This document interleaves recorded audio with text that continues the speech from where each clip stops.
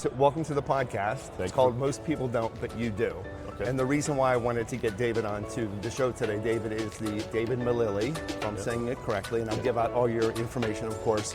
CEO of LodgIQ. Correct. Also chairman of GAIN, Growth Advisors Network. Correct. Yeah. And former professor at NYU. You're doing a whole lot of things. Yeah. Excited that you're taking a little bit of a break to be able to share this with our listeners and with me. And we're coming actually from High Tech 2024 HITEC, where hospitality and technology meet together.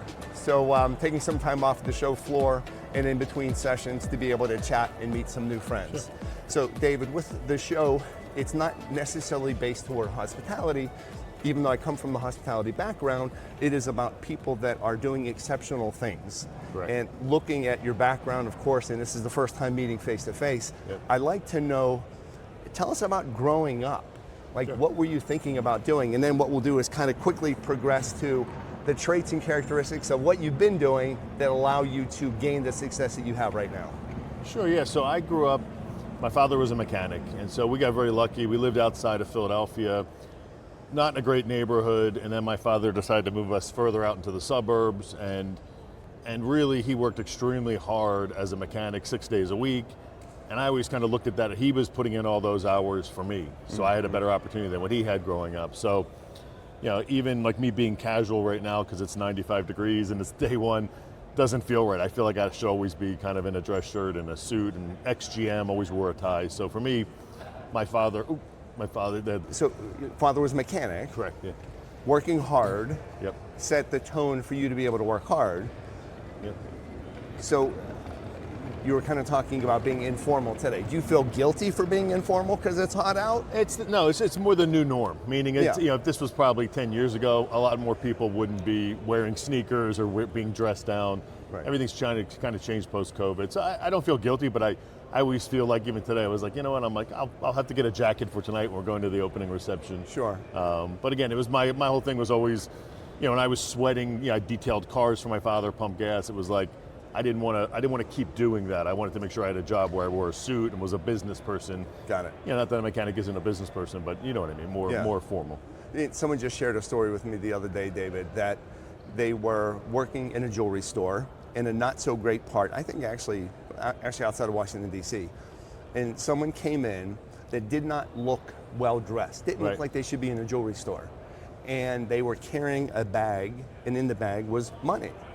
And this one gentleman actually took the time to get to know this customer, but everyone else was just like, oh, don't wait on him, don't wait on him. Right. Ends up that this gentleman was the owner of an oil change shop, like a Jiffy Lube, Yeah. owned like 18 of them, Oh, yeah. was a multimillionaire, and he liked to still work with the crew so he can understand what they're dealing with. Yeah. And here people were perceiving him a certain way because he was dressed a certain way. And his money, $10,000 cash, which was, you know, one of the biggest customers that this little place ever earned. So it's interesting that you kind of share that thought of your father being a mechanic, working hard, you helping, Yep. and then wanting to get out of that blue collar kind of mechanic work field to be able to dress fancy. Yeah, Yeah. maybe lack of a better term, yeah. Okay, all right. And so then growing up, what did you think you wanted to be? You saw the hard work examples of your father, great, an entrepreneur, was he his own boss? Yeah, he had his own gas station. Okay. He always had his own, you know, whether it be an Exxon or a Gulf or, Yeah. you know, car washes, things of that nature. So yeah, he had that entrepreneurial gene, but in the automotive industry. Okay. Yeah. And you didn't want to do that? I didn't want to do that. I mean, I wanted to play baseball. Okay. Is what I wanted to do. And, you know, you just get to a point where I played, you know, high school, Legion, and, you know, and I was good. You know, Legion was, they pulled like, you know, 3 high schools together in the best of those 3 high schools, and played third base, but really at the end of it, got a couple Division III scholarships. I knew, I was smart enough to know that all the effort I would put into baseball Right. during my college time could be put into learning and getting through college quicker. So I kind of just said, you know what, I'm going to just focus on my studies and my career and just kind of stop playing baseball. So what did you think you wanted to do from a professional lens? All right, you wanted to play baseball, got it, but then when did you decide, hey, look, I want to do this as an industry? So 1991, I was at University of Pittsburgh. My best friend was at Cornell Hotel School.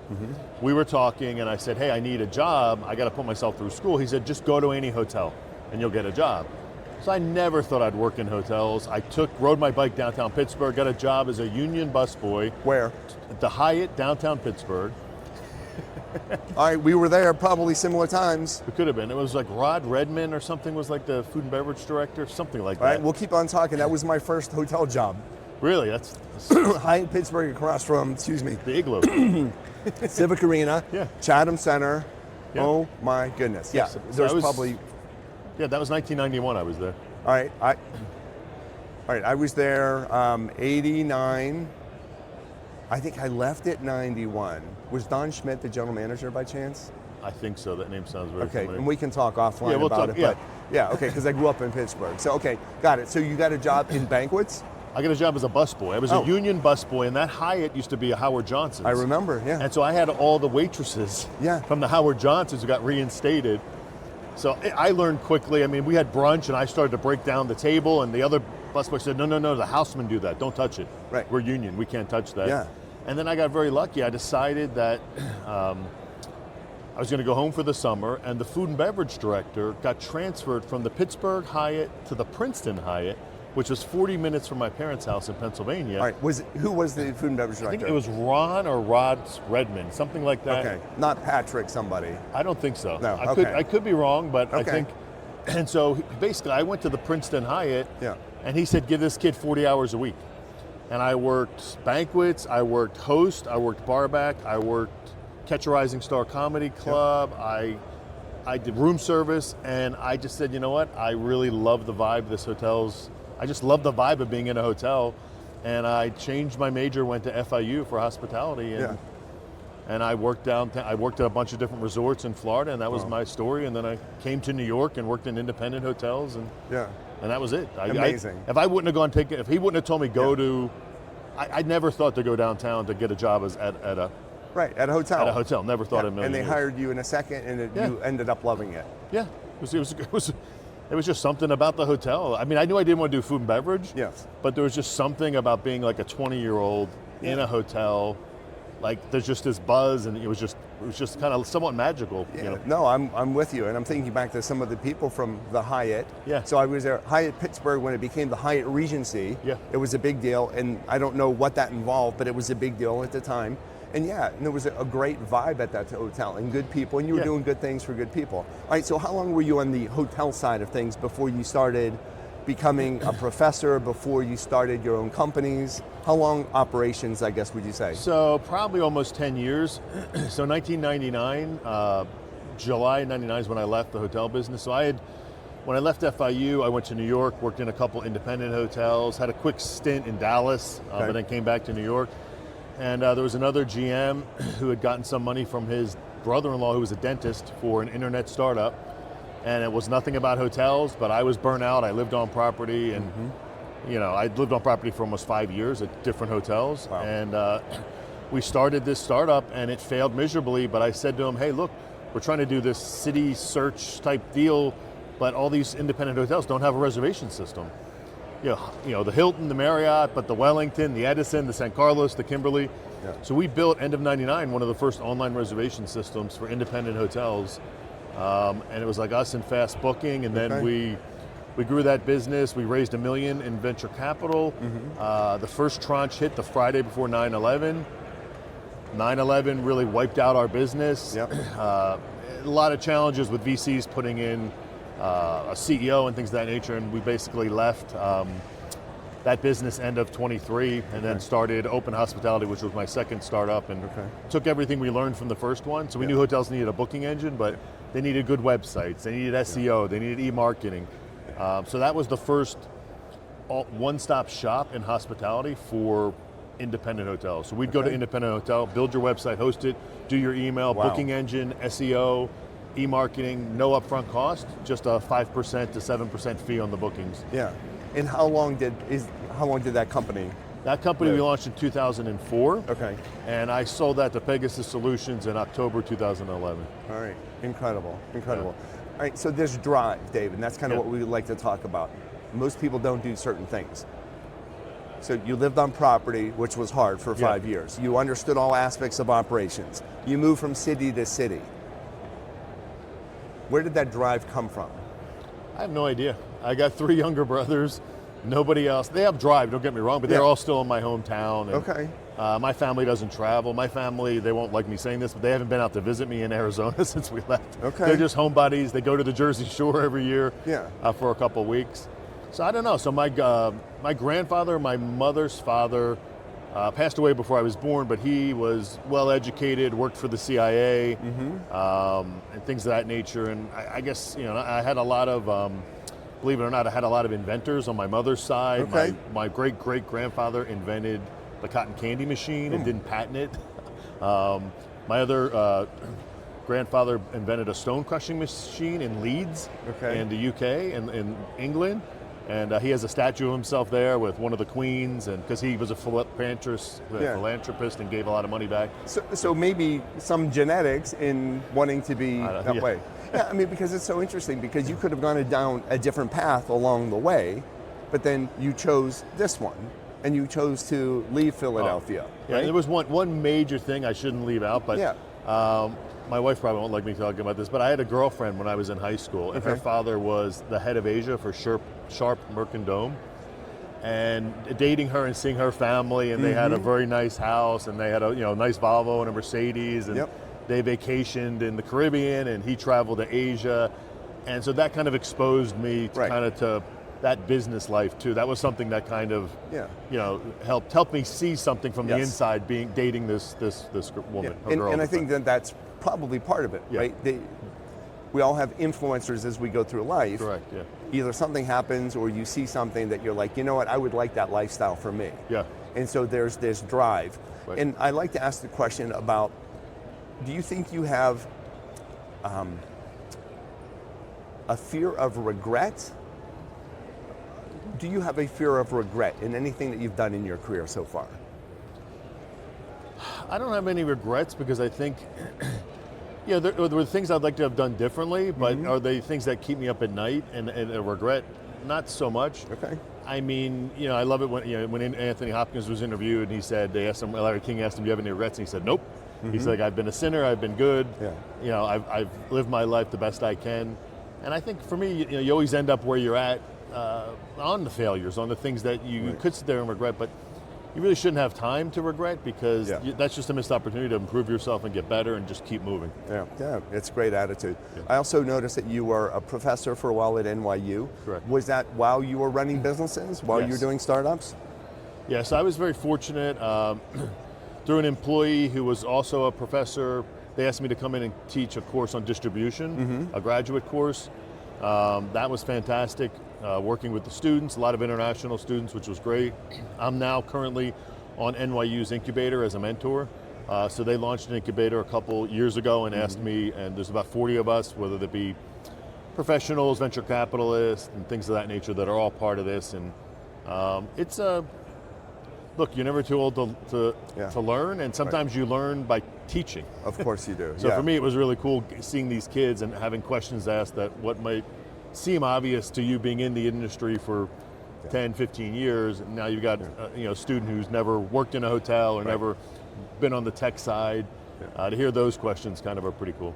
And as a leader, what do you think makes you excel at leadership? Because you had a lot of different roles, even teaching, you're a leader. Are there any characteristics that you think you possess, and this is time to talk about yourself, this is about you, David. Yeah. Is there anything that you think you possess that allows you to be an excellent leader? Well, I think I'm honest, and I think that I try to do the right thing by people, so I believe in karma. People that work for me, I always try to have goals and understand what they want. So, whether it be, somebody right now in my organization that wants to lead a sales team who hasn't done that, but I know that she wants to do that, so I've told her, look, I'll CC you on emails you normally wouldn't see. You can come in the meetings you normally wouldn't be in. I'm going to give you tasks to do so you can start to learn what it's like, running an organization. And so for me, that's just huge. I mean, if you basically can just look people in the eye and they know that you're going to go to bat for them. And if I can't, I'm honest with someone. If I said, look, this is going to be a great job for you, but this isn't going to probably be the place for you in 2 years. It's important to know that, and people appreciate that. And I think it's just the honesty is what's really important. And did you learn that? Like, were you always an authentic, honest, giving to others type of leader, or did you kind of grow into that? I think it's just, I mean, the one thing that was just always great, my family was always, we weren't big, religious and more like, doing a lot of charity work, but they were just good people. Yeah. Like they just really cared about people, and I always felt that if something was wrong, or I remember my father telling me if somebody couldn't, the problem with their car and they couldn't pay the bill, he'd put them on a payment plan, and that was basically in a book with pen and paper. And I think that's kind of missing these days. And when I speak on stage, a lot of times I will talk about doing decency. Yeah. And I give this example of you can be in high IQ, right? You can be smart. You can know how to do your job. IQ, great. You can be high in EQ, right? The empathy quotient, because you know how my decisions are going to make you feel. I'm aware of that. But then this decency quotient is essentially, am I making decisions, and you actually said this, am I making decisions that are right for other people and that are right by other people? And a lot of times, organizations aren't necessarily doing it. So I think it's a gift, and thank you for being that type of a leader. Yeah. Is there anything that you think industries can do, not even within hospitality, but what can industries do to make sure that they are truly focusing on doing the right thing and not chasing just profits, right? They're taking care of people. I mean, I know there's a bigger issue here, but what are your thoughts? Well, for me, it's always been about ego. So, I've had through my career, I've had ups and downs. I've been fortunate enough to be CEO of big companies. I've had other C-level positions where I've got to watch other CEOs operate. And, when you treat people like garbage and you have this ego and you want to be passive aggressive and belittle people, that just really pisses me off. I can't stand it. And so for me, I've always been about like, okay, we're in this together. What's going on? Like, you're having a bad day. What do you need? So I've always told my team, like, what do you need? Like, you need a day off, you need a breather, go do that. I think the problem with a lot of leaders, and I get told this, like, oh, David, you should really be out in the forefront more.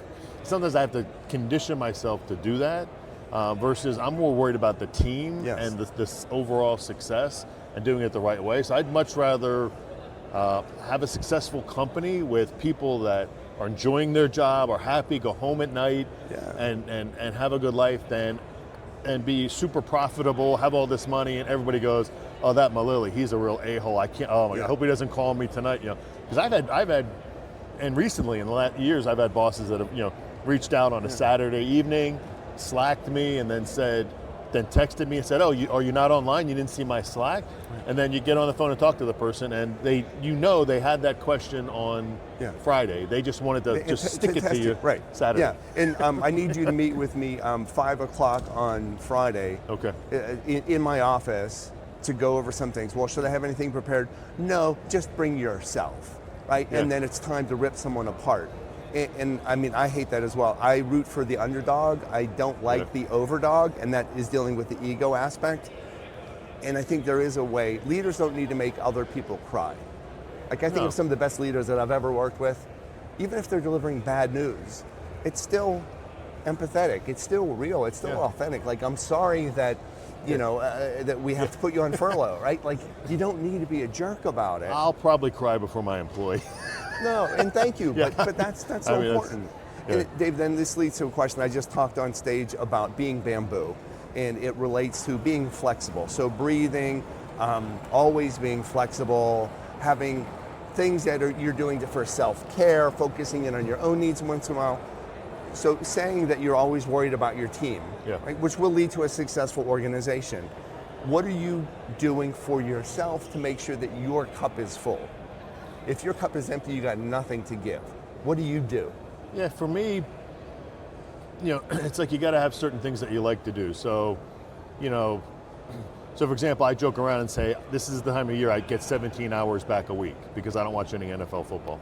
Okay, all right, yeah. So I like to watch football. I'll treat myself, I'm an Eagles fan. I went to the Super Bowl.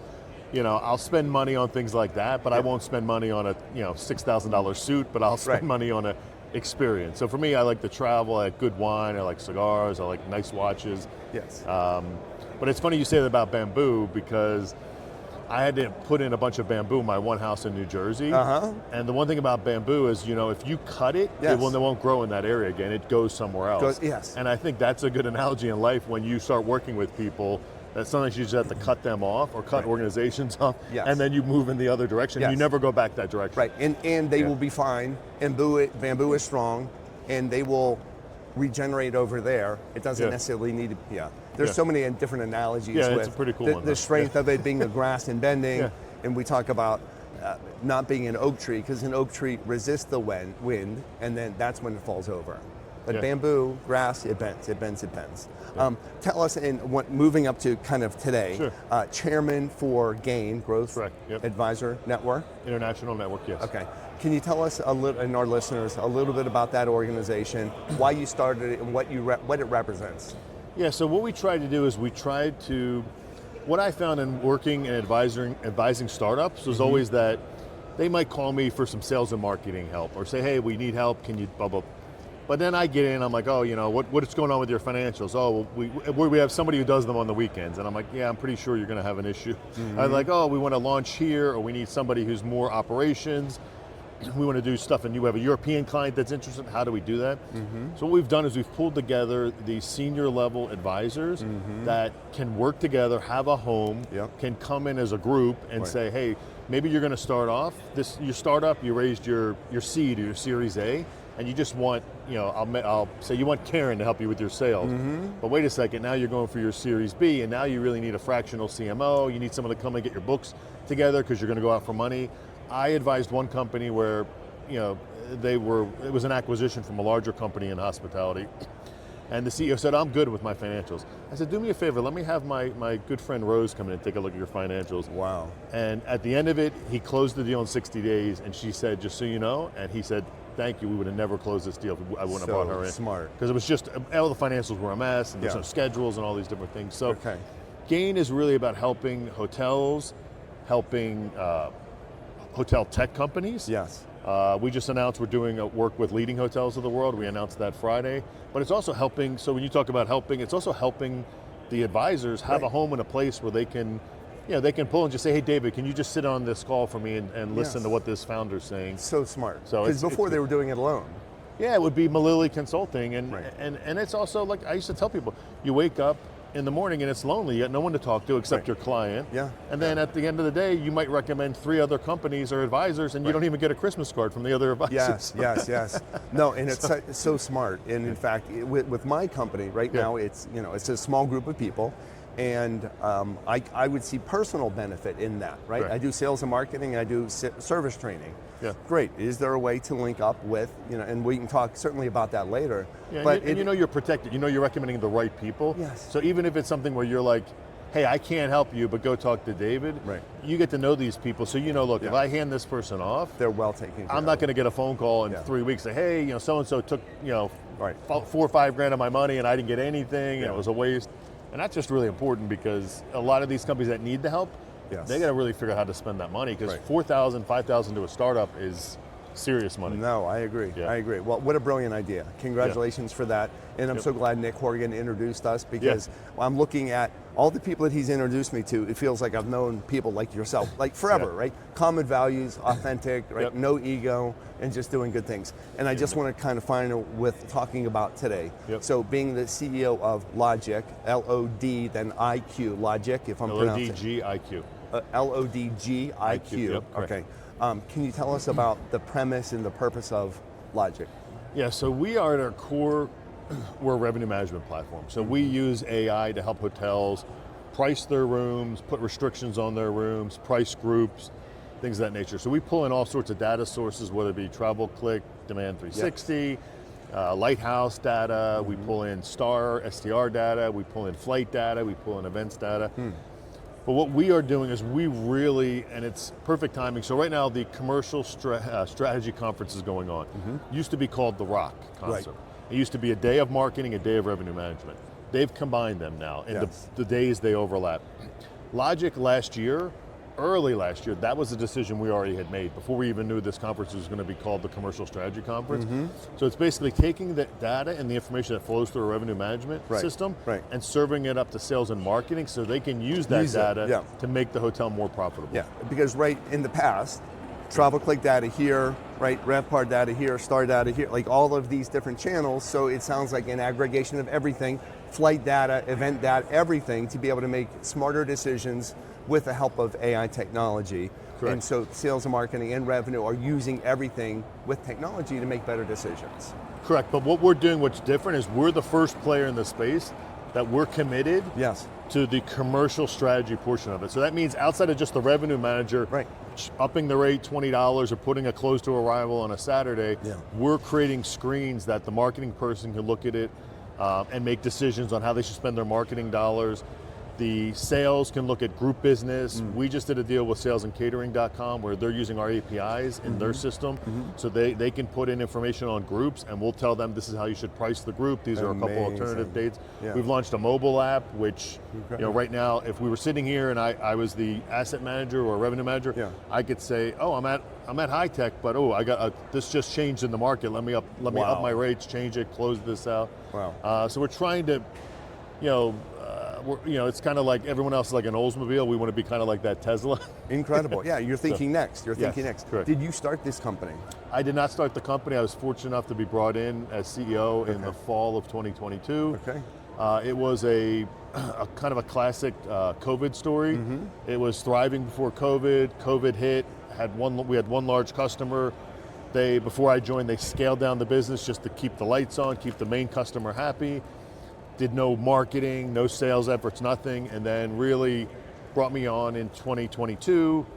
We really flipped the switch in the spring of 23 for our commercial efforts, and we're still small, but we've got some great people. I got a great team. When you talk about, we have a team in India, a team here in the U.S. Before I took the position, I did one-on-ones with everybody around the world, down to what's your favorite food, just to get to know who these people are. Because I was like, look, it's the people, it's the product, and it's the funding. And I was like, if I can check off the people, I know the product's great, and I know we're not going to run out of money, then this is something You're for golden. me. I'm so happy to hear that. And I'll share one last story with you. I saw a video recently, and I'm starting to incorporate into the messages. You pick things out and you share them. There was one gentleman that was talking about the best leader that he ever had. During the one-on-ones, would start off the conversations, where did you find the blueberries? Would literally say that. And the whole point was early hunters and gatherers, if we lived together in a group as a tribe, and you came back from hunting and gathering, I wouldn't say, well, what did you do wrong to not find the food and the blueberries? I would say, what did you do? Where did you find them? So we can celebrate that, and then we can replicate, and we all can grow together. So I love that aspect. And when I'm doing an online class, creating an online class, and one of the questions we're going to ask is, are you still having one-on-ones even if your team does not want to have them? What would your answer be? I think you have to have them. Yes. Yeah, I mean, I think there's so my whole thing is that I have scheduled one-on-ones, and sometimes it's like, since my sales team is small, it's more like a scheduled 2. So it's a 2-to-1, and that's just more efficient, and that's only because I'm in communication 2-3 times a day, whether it be Slack with my team, so I know what's going on, so I don't want to have a meeting to have it.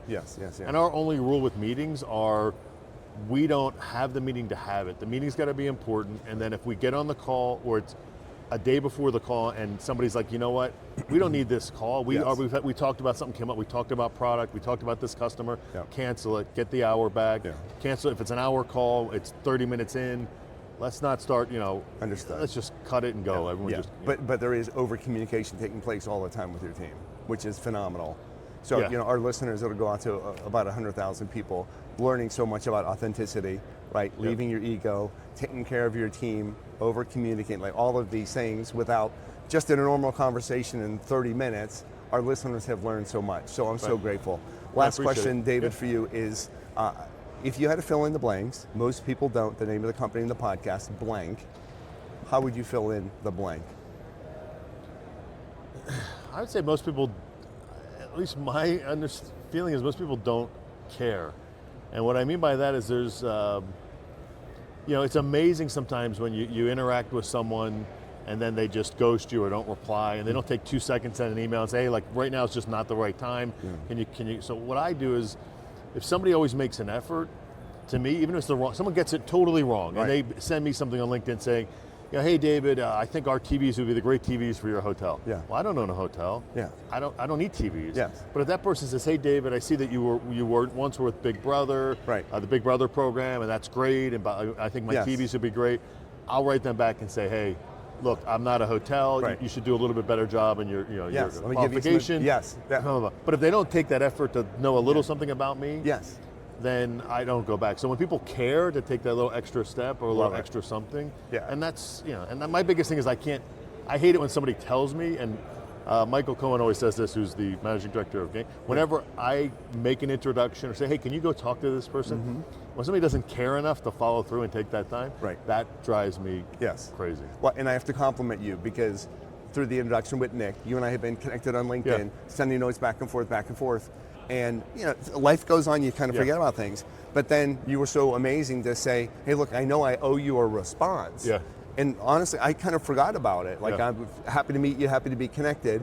But because you cared, I'm like, oh my gosh, David, we're going to be at High Tech together. Can we sit down and allow me to help tell your story, David Millili? And I had an issue, and I felt so bad. I was like, but for me, it's amazing. That 2 seconds for me to tell you, like, hey, I didn't forget about you.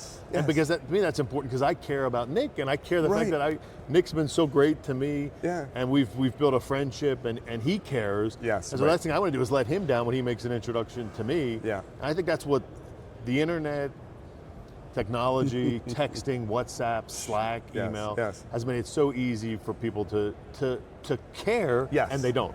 Yes, absolutely. And in fact, I was just thinking about this the other day.